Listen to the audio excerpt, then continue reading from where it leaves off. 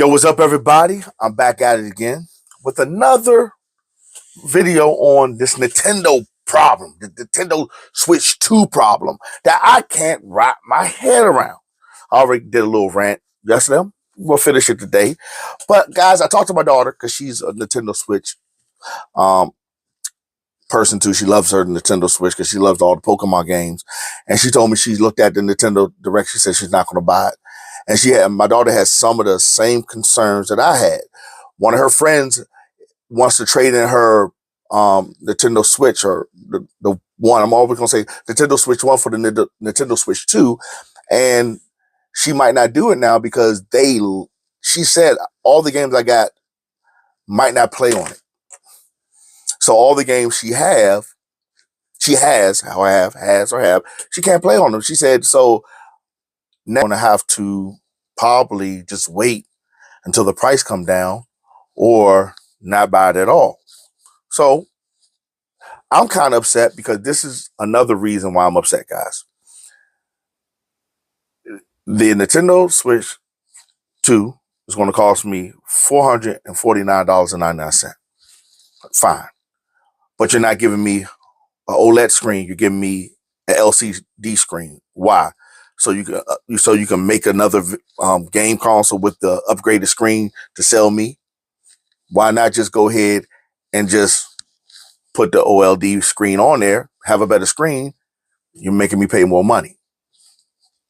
2, a PlayStation, you're talking about, okay, the Switch 2 is equivalent to a PlayStation 4 Pro. Okay, which has been out, 11 years now? So now you're giving me the equivalent of an 11-year-old game system. Yes, I understand you had the R&D, you had to make the controls better, fix some of the things that you might not be able to fit in the Switch 1. I understand that. Fine, R&D and all that. But you couldn't give me a better screen. And you're giving me something that's equivalent to a PS4 Pro. But you want me to pay almost PS5 prices. I don't understand that. Maybe I'm wrong on that, but a PS4 Pro right now is $200 and something. A PS5 right now with the disc drive, if I'm not mistaken, is $499.99. So, and then on top of that, okay, talked about it, but I'm gonna say it again. You want me to pay for Tears of the Kingdom or Breath of the Wild to play it? I have to buy the enhanced version, which will be between $10 and $20.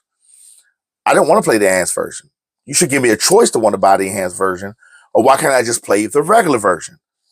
The regular version, to me, works fine. And you should make it an option. Do you want to buy the enhanced version? These are the benefits you get with the enhanced version. You get what I'm saying? So Nintendo, to me, is like Apple. We're going to go ahead and upcharge you for everything. And we're going to give you these, we want you to pay these premium prices, but yet, I'm not saying that the Nintendo Switch 2 is not better than the Nintendo Switch 1 when it comes to power and the things it can do. It is. Hands down, it is. It's bigger screen. It is. But it should be equivalent to a PS5. It should be equivalent to the whatever the generation of the Xbox is, because I don't play Xbox.